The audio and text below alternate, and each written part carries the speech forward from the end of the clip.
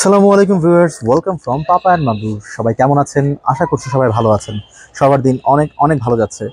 So আজকে আমি যে টপিকটা নিয়ে কথা বলবো সেটা হচ্ছে সেম টপিক নিয়ে আমি এর আগেও একটা ভিডিও বানিয়েছি। সেটা হচ্ছে দরদ সিনেমা নিয়ে আমি অলরেডি ভিডিও বানিয়েছি। সো দরদ অলরেডি রিলিজ হয়ে গেছে বাংলাদেশে, এবং এই সিনেমাটা রিলিজ হওয়ার পর বেশ মিক্সড কিছু রিভিউ দেখতে পাচ্ছি আমরা, পজিটিভ নেগেটিভ দুটা রিভিউ দেখতে পাচ্ছি, খানিকটা মিক্সড। আজকে দরদের একটা নতুন গান রিলিজ হয়েছে, সেটা হচ্ছে এক প্রেম, যেটা বাংলা ভার্সনের টাইটেলটা হচ্ছে এক প্রেম, এবং হিন্দি গানের ভার্সনের টাইটেলটা হচ্ছে জিন্দেগি তুঝে। দুইটা গানই মিউজিক কম্পোজ করেছে আরাফাত মেহমুদ। সো এই মিউজিক ডিরেক্টরকে অনেকদিন আগের, উনি কিন্তু বেশ পুরনো মিউজিক ডিরেক্টর, অত বয়স্ক না, বেশ ইয়াং বাট পুরনো। কিন্তু এই মিউজিক ডিরেক্টরকে বেসিক্যালি আমি এর আগে কখনো ফলো করিনি, এই প্রথম আমি তাকে ফলো করতে বাধ্য হচ্ছি, বাধ্য করছে সে আমাকে। সো এই এক প্রেম গানটা যে রিলিজ হয়েছে, এই গানটা নিয়ে বেশ কিছু কথা বলবো আমি। সো এক প্রেম গানটাকে বলা যায় যে এর আগে যে প্রথম যে গানটা রিলিজ হয়েছিল জিসমে তেরি, ওই গানটারই অ্যাকচুয়ালি স্যাড ভার্সন বলা যায়।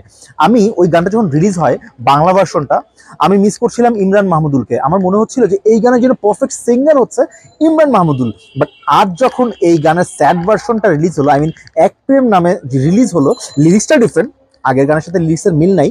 তো যখন এটা রিলিজ হলো, বাংলা ভার্সনটা গিয়ে টাইটেল ছিল এই ভাষাও।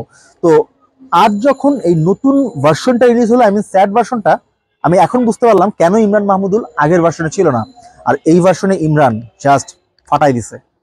অ্যাবসলিউট আমি ফিল করছিলাম এই টাইপের সিনেমায় এরকম একটা স্যাড ভার্সন থাকার কথা, যেহেতু সিনেমার ইমোশন ক্যারি করবে। সো আমার মনে হয় যে একদম পারফেক্ট একটা সং রিলিজ হয়েছে।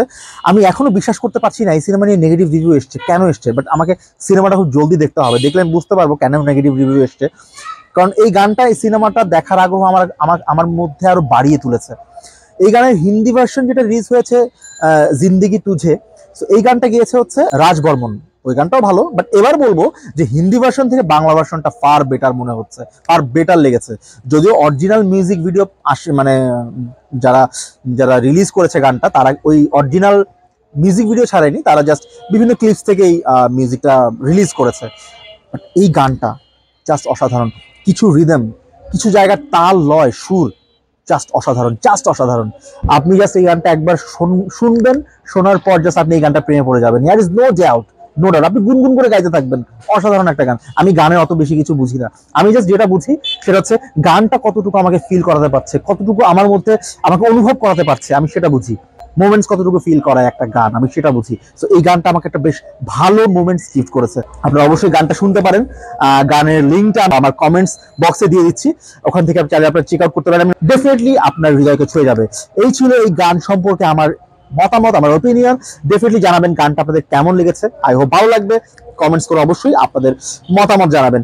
পরবর্তীতে দরদ নিয়ে হয়তো আমি আরো কিছু কথা বলতে পারি আমার নেক্সট ভিডিওতে, যদি মনে হয় কথা বলার মতন, ডেফিনেটলি বলবো। ততক্ষণ পর্যন্ত সবাই ভালো থাকেন, সুস্থ থাকেন। আল্লাহ হাফেজ।